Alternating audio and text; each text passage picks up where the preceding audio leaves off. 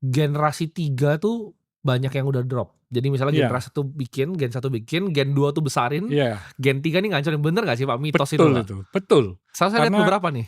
dari data yang bisa ke generasi kedua itu cuman 30%. Ya. Dari 2 ke 3 itu kan cuma 13%. 3 ke 4 cuma 3%, ya. Pada saat saat ini, tahun-tahun ini kan banyak yang pesimis ya. Bagi saya ini adalah suatu kesempatan untuk saya mengembangkan usaha-usaha saya, sehingga pada, ke depannya ini kita mengalami growth yang signifikan.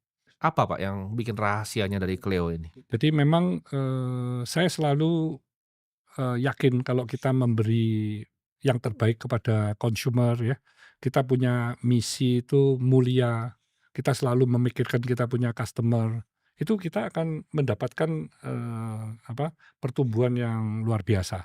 Jadi Cleo ini pada saat dilahirkan, saya memilih untuk memproduksi air murni, yang mana kandungan-kandungan mineral yang organik maupun anorganik tidak ada, jadi murni. Karena kalau organik kita butuh tubuh kita, tapi kalau anorganik itu akan terjadi pengendapan-pengendapan di kita punya tubuh ya. Sedangkan darah kan 70% air ya.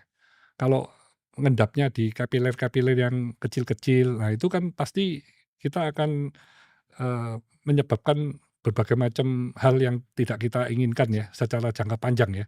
Jadi dari sisi airnya sudah saya pilih yang terbaik. Terus dari sisi packaging, galon itu saya heran, di Indonesia itu masih memakai polikarbonat. Padahal saya tahu waktu di apotek, botol baby polikarbonat itu dilarang. Mmm. Karena kalau terkena panas, panas itu akan menyebabkan bisphenol E dari polikarbonat itu mengkontaminasi susu atau minuman yang ada di dalam botolnya itu. Kan di air juga sama, galonnya itu kalau kena panas, baik itu sinar matahari, di truk, di etalase toko, di mana-mana, itu airnya kan terkena, kontaminasi bisphenol E, yang mana itu jangka panjang bisa menyebabkan autis, berbagai macam penyakit kanker, mmm, terlalu apa ya, negatif melihat kondisi, ya. Sehingga pada akhirnya dia nggak berani memberi satu pertumbuhan yang tinggi. Itu menurut saya satu kesalahan, karena potensi market ini kan besar sekali. Banyak perusahaan yang market share-nya itu masih di bawah bahkan 5%, tapi tidak berani untuk bertumbuh double digit. Kan lucu bagi saya, karena market itu begitu besar. Itu yang pertama. Yang kedua, mereka di zona nyaman biasanya. Karena mereka untuk bertumbuh itu pasti mereka harus berpikir lebih banyak, strategi-strateginya harus, melakukan analisa, melakukan survei, melakukan perubahan, termasuk, struktur ya.